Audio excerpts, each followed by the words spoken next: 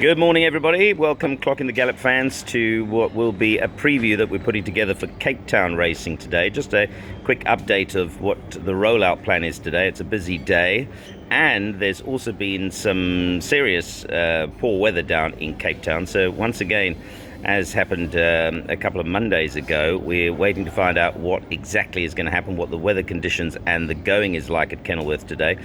We've also got our own runner running. Of course, I Did It My Way is scheduled to run in race 3. He must have an excellent chance. His runs have got better and better. He's going over the 1400 today. Grant Bear rides. Keegan Tamelo only returning to action on Sunday tomorrow, but we're in capable hands with Grant, who rode him last time, and we're expecting a big run. I think most of the syndicate haven't punted him because he's just too short in the betting. I believe he's 9 to 10 right now, but he's tipped by quite a few of the tipsters out there. Let's hope that they have a better day than normal. So that's the story for I Did It My Way. We're at the airport. I'll be trying to do a preview race by race on the aeroplane, but we'll post this as soon as we can. Right, morning folks, let's get into the racing at Kenilworth today. First of all, update on the weather. What I've received from Cape Town seems to suggest that it's pretty overcast and cloudy, but that from 2 o'clock the heavens look like they are likely to open. So let's hope that we can get a couple of races in at least, and then through most of the card, and if possible through the whole card. But we do look like we'll start on schedule at 1 o'clock. First of all, apologies doing this preview from a car, as you might see, from the Super Saturday taxi on the way to do Super Saturday this morning. The first race looks pretty plain sailing. You'll see, by the way, that there is a Take a Bet with Tab video going out later, and I chose to do a bipod principally because, as I mentioned, the first couple of races should not be rain affected, hopefully, and we'll get most of that bipod through. So I've done a bipod today, and in the opening leg, number 6 Red Impact should be the horse to make just that, the impact. He's at 4 to 10, shortened into 3 to 10. He's had 2 good races. Luim Kotwa rides from a 3 draw for Brett Crawford, and he looks very hard to oppose, certainly as far as the bipod is concerned. Interesting, I thought there could be some money for number 5 Prevalence. He's a beautifully bred son of Give Me the Green Light out of Sabina Park, owned of course by Michael de Brolio, who bred him and owns him here, but there's no money for him in the market. He's opened up at 6 to 1, drifted to 8 to 1, and the money has actually come for number 4 Hot Ice, who's the Candice Bass Robinson yard, owned by Suzette Fillion, drawn nicely at 1. He's a What a Winter, so he seems to have attracted some support on debut, but for bipod players, very hard to oppose number 6 Red Impact. Let me move straight on to the second race before I pause. Race 2 is a maiden plate fillies and mares over 1,000 meters. This I thought was pretty open, actually. The obvious form horses in the race are number 6 Helen's Legacy and number 7 I'll Slip Away. The first timers, number 8 Strawberry Light, is a Gimme the Green Light out of a Western Wintermare, so there's plenty of speed there in that pedigree, and is drawn 1, so keep an eye on that. But from 5 to 2 to 3 to 1 in the betting isn't exactly a short price favourite. The horse that could improve is the stable companion, number 2 St. Kitts. Now, she's raced 4 times.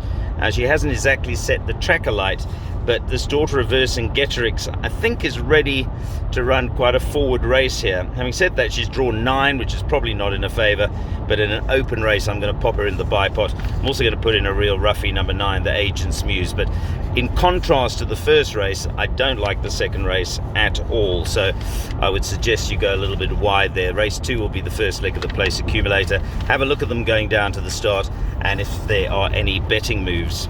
Right, let's move on to the third race, and then we'll have a break. Race 3, as I mentioned earlier today, is the race where our own horse runs, the Ben Mag Bloodstock horse.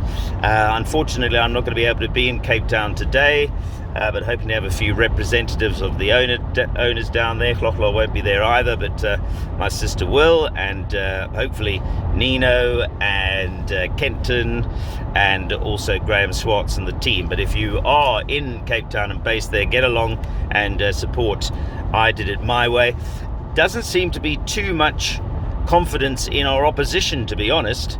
Number 1 Donderstorm is fairly steady in the market, and he might be effective. He's a year older, of course. He's a 4-year-old. But frankly, on form, number 2, I Did It My Way, seems to have them all beat. So I'm sure Grand Bear will give him a good ride.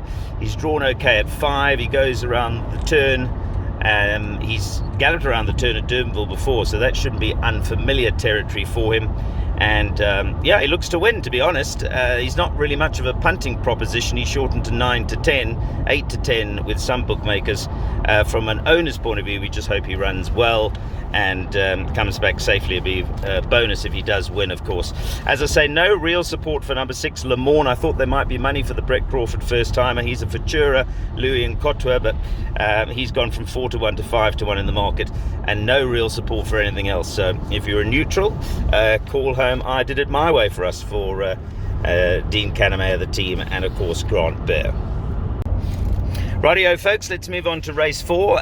Since race 3 has been done, I've actually done the take a bet, so I can confirm that Clochlo will be posting our take a bet numbers for that buy pot today, and there'll be a QR code that'll also be on Clocking the Gallop later on this morning. In fact, I would imagine that it'll probably be up before this preview is up. Anyway, let's move on to race 4.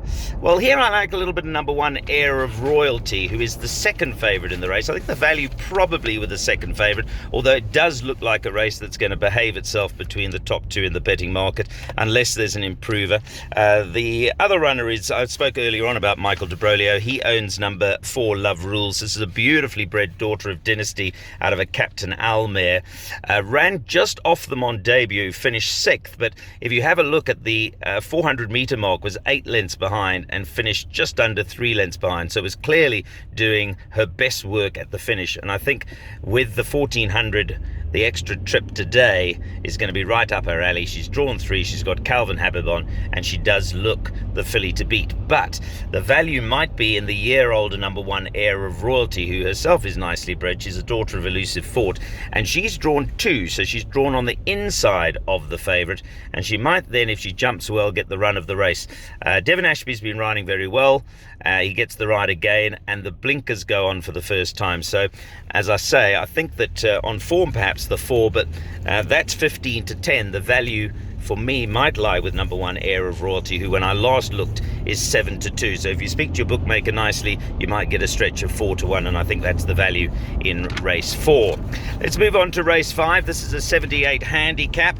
Not a particularly nice race, to be honest with you. A small field, there's another scratching, so there's only 6 runners. Number 4, Portrayal, comes out. There might be an upset here, because they say the smaller the field, the bigger the upset. But number 1, Silent War, sets a standard. Having said that, he's got to shoulder 61.5 kilograms here. It might make him vulnerable to the likes of the Snaith runner, number 3, Night Ruler, who's running nicely. He's drawn 3, and he's only got the 60 kilograms to shoulder, so he's getting 1.5 kilograms off Silent War. And then further down, Smunga Kamalo rides number 5, Captive Moon. He's got the best of the draw, drawn 1, and the cheek pieces go on. He hasn't got great form, but I suspect that he's better than his last 2 starts, so he could pop up. And even a horse like number 6, Tazetti, who's owned by Suzette Fillion, has only got 56.5 on his back. He's a son of Silvano. Again, I get the feeling that his last 2 runs since his maiden victory aren't a true reflection of his ability, so he could pop up. I think you get the general gist that race 5 I'm not totally convinced about, and you might need to look a bit deeper in there. For the buy pot in I'll Take a Bet, I've actually gone 3 horses just to be on the safe side.